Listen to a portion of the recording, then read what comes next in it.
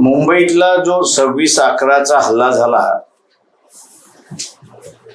हा हल्लाच्या संदर्भात अमेरिकेकडून बातमी आली होती आणि तो हल्ला झाला ही वस्तुस्थिती आहे, नाही असं नाही. परंतु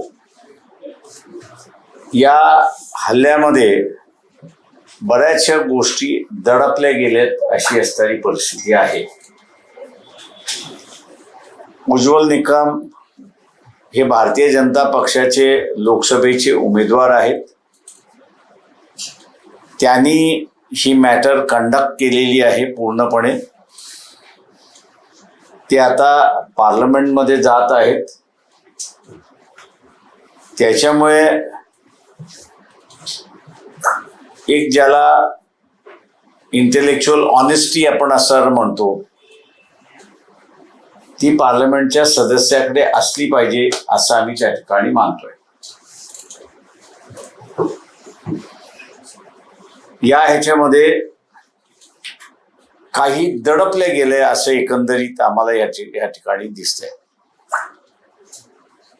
संधीची असणारी आम्ही वाट बघत होतो की कुठे ना कुठेतरी ही संधी मिळेल.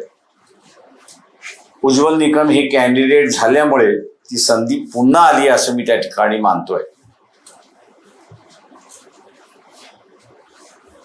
त्यांनी कंडक्ट केलेल्या मॅटरमध्ये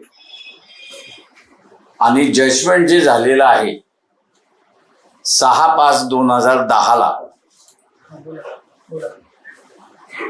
त्याच्या पॅराग्राफ 803 हा अत्यंत महत्वाचा आहे.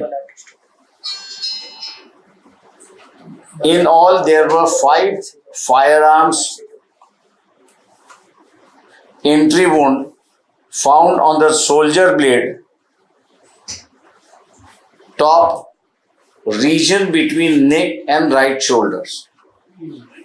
There were 3 corresponding exist wounds. 2 deformed bullets were retrieved. मी त्याच्या वाचत नाही. डॉक्टर चिखलीकरांनी असणारा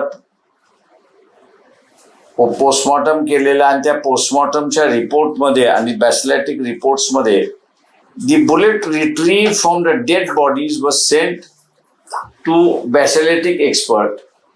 आणि हा सगळ्यात महत्वाचा आहे.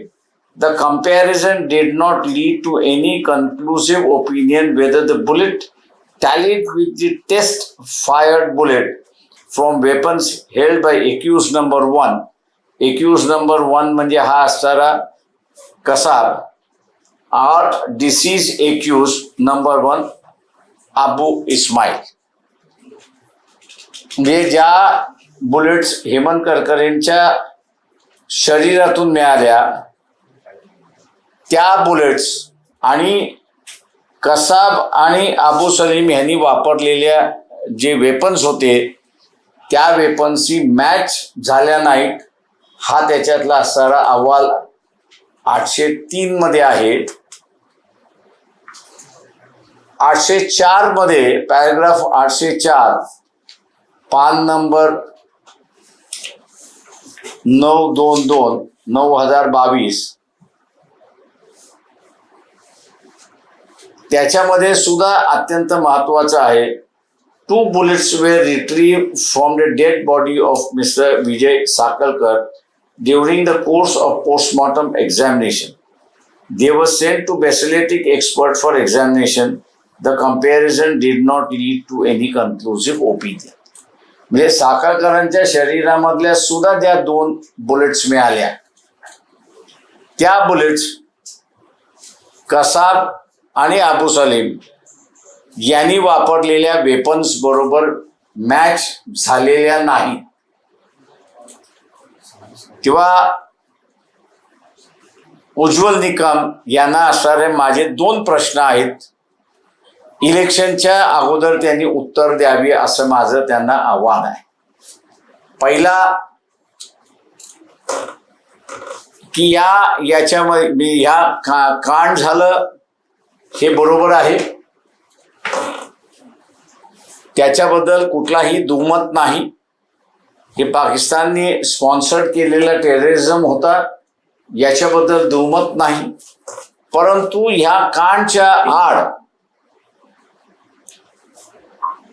गेम विदिन गेम आपण जसं इंग्रजी फ्रेज वापरतो तशा रीतीने ह्या कांडच्या अंतर्गत कोणीतरी कांड केलंय का याचा खुलासा निकम यांनी करावा, उज्ज्वल निकम यांनी करावा असं मी त्यांना आवाहन करतोय. आणि दुसरा, ते जेव्हा कंडक्ट करत होते आणि ह्या बुलेट्स ज्यावेळेस मॅच झाल्या नाहीत त्यावेळेस या बुलेट्स कुठल्या वेपन्स मधल्या होत्या किंवा कुठल्या बोर मधल्या होत्या, पोलीस वापरणाऱ्या बोर मधल्या होत्या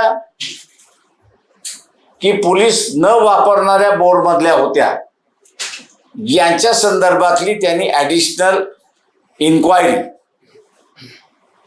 इन्व्हेस्टिगेशन ऑफिसरला का केली नाही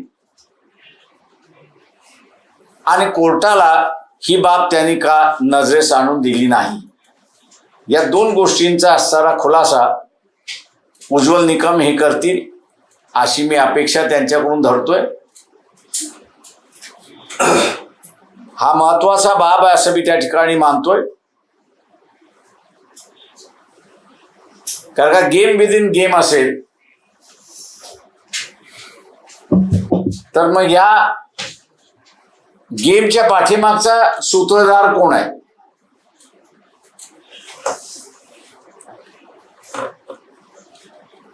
उज्ज्वल निकम यांचं असणारं उत्तर येणं हे अपेक्षित मी त्या ठिकाणी धरतो. 2 दिवसानंतर या संदर्भातलं विलासराव देशमुखांशी माझं जे बोलणं झालं होतं त्यावेळेस